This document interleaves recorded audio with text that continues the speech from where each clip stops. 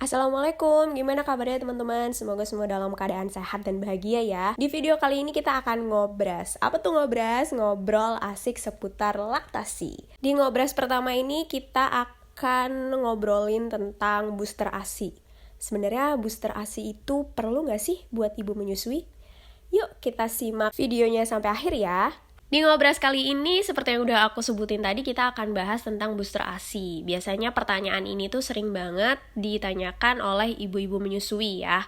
Perlu nggak sih sebenarnya aku tuh mengkonsumsi makanan atau minuman yang khusus untuk membooster ASI? Jawabannya bisa perlu, bisa juga enggak.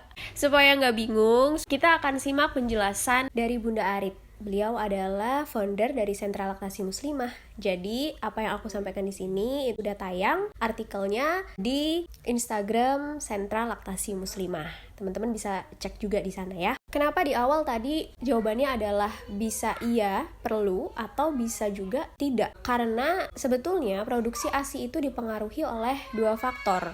Ada faktor utama dan juga faktor pendukung. Sekarang kita akan simak apa aja sih yang termasuk faktor utama dan faktor pendukung dari produksi ASI. Jadi faktor utama ASI itu diproduksi adalah sinerginya hormon-hormon ASI. Jadi ada dua hormon, ada hormon prolaktin dan hormon oksitosin. Kedua hormon ini bersinergi untuk memproduksi ASI. Apakah itu hormon prolaktin dan hormon oksitosin? Hormon prolaktin itu dipengaruhi oleh frekuensi menyusui atau memompa ASI. Jadi semakin sering disusukan atau dipompa, hormon prolaktin ini akan semakin banyak, sehingga payudara juga akan semakin cepat berproduksi lagi. Dengan catatan, ketika kita susukan atau kita pompa ASI kita, itu harus sampai kempes atau sampai kosong. Mungkin teman-teman di sini udah sering dengar prinsip supply by demand atau persediaan sesuai dengan permintaan. Jadi disinilah prinsip tersebut bekerja. Yang selanjutnya ada hormon oksitosin. Jadi hormon oksitosin ini dipengaruhi sama kondisi psikologis sang ibu. Jadi ketika sang ibu itu merasa happy, ngerasa relax, tenang, terus ikhlas, dan merasakan emosi-emosi positif yang lain, hormon ini akan semakin banyak. Sehingga ASI yang sudah diproduksi tadi nih, diproduksinya kan tadi sama hormon prolaktin. Kemudian kan semakin lancar dikeluarkannya karena hormon oksitosin ini sudah berproduksi.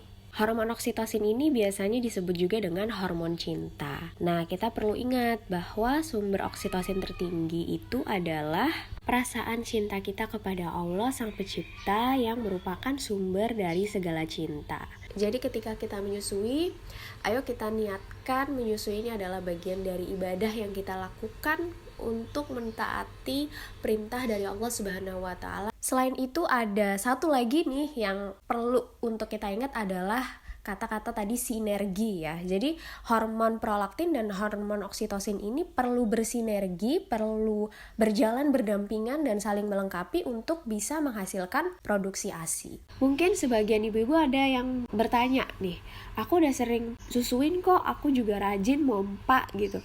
Tapi kenapa ya produksi ASIku segini-segini aja gitu. Kita perlu tengok, kita perlu lihat ke dalam diri kita, apa yang lagi terjadi nih sama diri kita gitu. Apakah kitanya stres atau kitanya lagi banyak pikiran, banyak pressure gitu.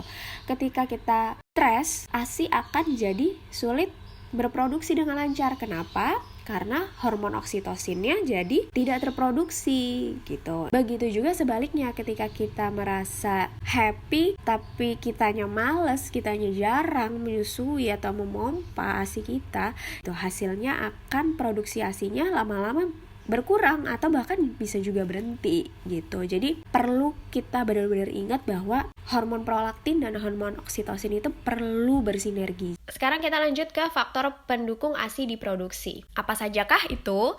Jadi ada macam-macam ya, bisa makanan, bisa minuman, bisa juga relaksasi, suplemen. Nah, booster ASI itu termasuk di faktor pendukung. Jadi karena booster ASI ini adalah faktor pendukung, untuk bisa menjawab apakah booster ASI itu perlu untuk saya konsumsi, kita cari tahu dulu, kita tanya dulu sama diri kita sendiri, sudah terpenuhi atau belum ya faktor utama ya, hormon oksitosin dan hormon prolaktin yang ada di dalam tubuh kita ini udah bersinergi belum ya? Karena faktor pendukung ini gak akan berfungsi kalau faktor utama tadi itu belum atau tidak terpenuhi. Misalnya ibu menyusui mengkonsumsi booster ASI atau pelancar ASI, atau makan daun katuk, makan coklat, makan apalagi kacang almond, atau minum susu almond sebanyak apapun, hal itu nggak akan berpengaruh kalau sang ibu tidak mensinergikan hormon-hormon ASI yang tadi udah kita sebutin di awal. Misalnya jarang menyusui, terus ditambah lagi ibu tersebut galau dan juga stres, itu akan berpengaruh pada kelancaran ASI. Karena sebetulnya tanpa faktor pendukung ini, insya Allah ASI akan tetap berproduksi asalkan faktor utama tadi terpenuhi. Insya Allah, karena Allah Subhanahu wa Ta'ala itu maha adil. Kuncinya kita yakin bahwa Allah akan mencukupkan rizki ASI anak kita. Allah sudah menyebutkan di surat Hud ayat 6 bahwa Allah menjamin rizki setiap makhluknya. Atas izin Allah, insya Allah kita bisa menyusui dengan cara menjaga asupan makanan yang halal, thoyyib, dan juga gizinya seimbang. Selanjutnya adalah peran ayah. Jadi emang ya kalau kita lihat itu peran utamanya ada di ibu, peran utamanya dari istri. Tapi suami atau ayah ini juga berperan penting. Tugasnya apa sih? Tugasnya adalah memastikan asupan yang cukup, yang bernutrisi, yang halal, yang thoyyib, yang dikonsumsi oleh sang istri. Kemudian juga bertanggung jawab memastikan apakah hormon tadi nih, prolaktin dan hormon oksitosinnya ini sudah bersinergi dengan baik. Jadi para ayah, para suami itu perlu untuk mendampingi istri melaksanakan tugasnya untuk menyusui. Alhamdulillah ngobrol asik seputar laktasi tentang booster ASI udah selesai. Jadi semoga terjawab sebenarnya perlu atau enggak sih booster ASI ini. Yang bisa jawab adalah teman-teman semua. Setelah mendengarkan penjelasan ini, semoga bisa dapat insight-nya ya. Semoga apa yang aku sampaikan di video ini bermanfaat. Sampai ketemu di video selanjutnya, insya Allah ya. Wassalamualaikum warahmatullahi wabarakatuh.